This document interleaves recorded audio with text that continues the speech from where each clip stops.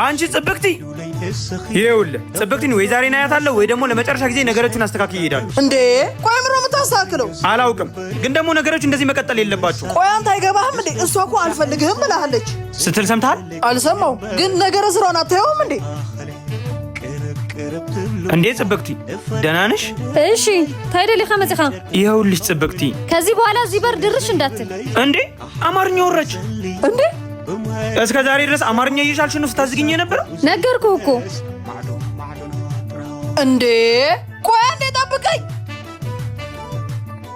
እስከ ዛሬ አማርኛ እየቻለች ነው ስትጫወትብኝ የነበረው? ቆይ አንተ ለምን አትተዋትም? እንደዚህ ሙድ ይዛብኝ።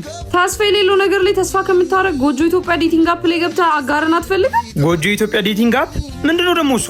በፕሮፌሽናል ኢትዮጵያውያን ሶፍትዌር ኢንጂነሮች የተሰራ ዴቲንግ አፕ ነው። በዛ ላይ የትም ቦታ ያለ ሰው ከየትኛውም ሀገር ካለ ሰው ጋር ማሽ ማድረግ ይችላል። ስሙ ምን ነበር ያልሽ? ጎጆ ኢትዮጵያ ዴቲንግ አፕ። ዝም በል አንተ ደግሞ አንቺ ንገሪ። በዛ ላይ አፑ በኤአይ ስለሚታገዝ ለአንተ ከትክክለኛው አጋር ጋር ያገናኛል።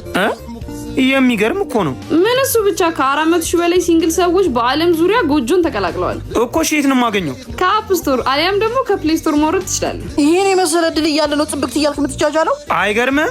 በል አንተ ማውርደውና እድልን ሞክር። አይ ጎጆ